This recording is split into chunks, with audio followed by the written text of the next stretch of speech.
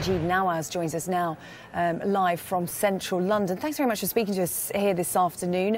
Gives us an interesting insight, Stuart Ramsey's interview there. These young girls portrayed as vulnerable young women who headed to Syria, seen as victims, but that story there is painting a very different picture.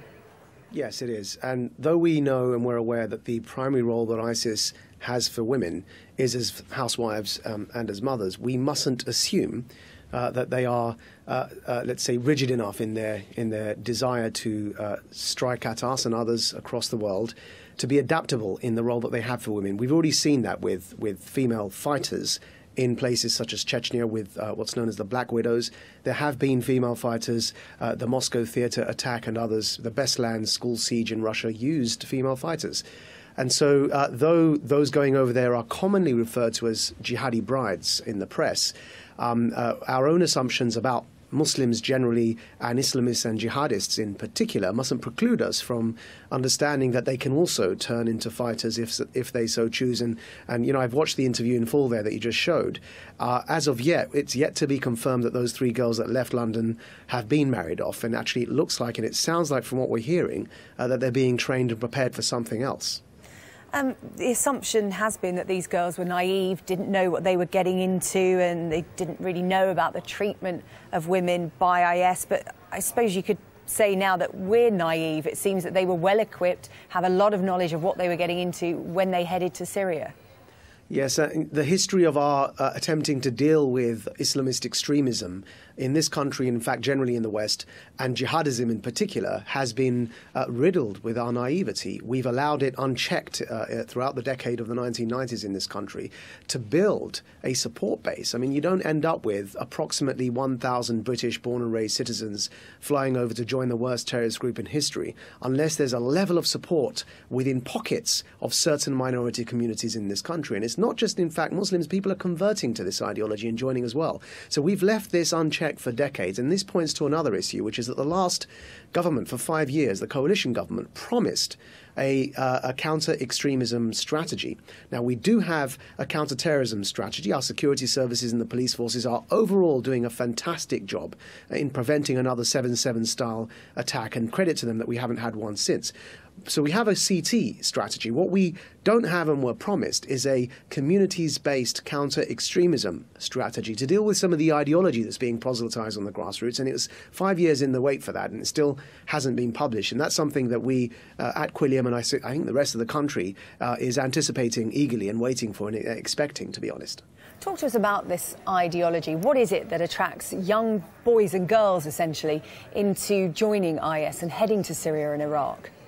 Well, the ideology, the term I use is Islamism as distinct from the religion of Islam. One sentence definition of Islamism: it's the desire to impose a version of my own religion, Islam, over the rest of society. That's what I define as Islamism, the desire to impose the religion. Now, jihadism is the use of force to spread Islamism, and it could be, in the form of terrorism there.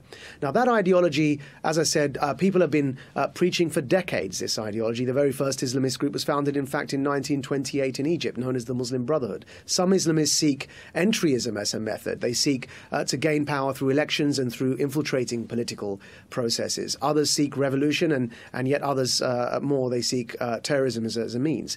Now, in dealing with that, I think the reason we have lots and lots of young people joining that phenomenon is, as we had, say, in the 60s with communism, with the phenomenon of people like Che Guevara, who was an Argentine who traveled to Cuba for a revolution and died in Bolivia. We're seeing a repeat of that phenomenon, but instead of it being communism, the new zeitgeist, the new brand, the new kind of trendy anti-establishment resistance ideology is now this Islamist ideology. And it's going to take an entire generation for us to be able to uproot that and its appeal from our younger generations. And that's going to require not just challenging this ideology head on, but having an alternative brand, an alternative discourse that we first and foremost adhere to ourselves and then ask others to adhere to. And I would argue that's got to be small L liberal democracy, secularism and human rights, which is why it's so important in our response to this that we maintain our own values and we adhere to them strongly, because that's what we're offering up to the young people who are being tempted by the Islamist ideology. Maajid, you talk about this from a very unique point of view because you were at one time a leading member of a radical Islamic group. What attracted you to them and how were you recruited? The attraction for me, I joined at around 16 years old, and it's a similar pattern we see across all forms of extremist organizations, and even, in fact, in some cases, gang affiliation.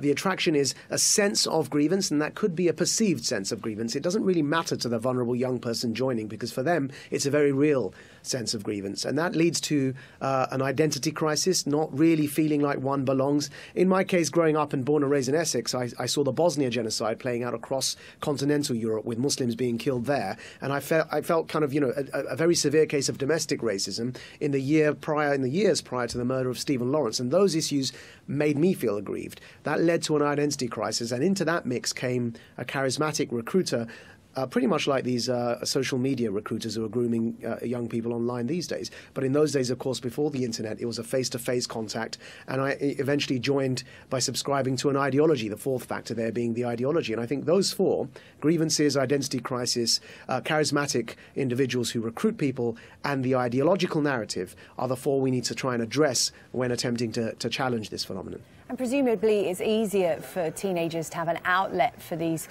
conflicting emotions they're feeling. They've got a way to join a group, and it's made easier by, you mentioned social media there, and the IS defectors saying that they have IS have social media experts whose job it is essentially is to find these young people online who are interested and groom them that way.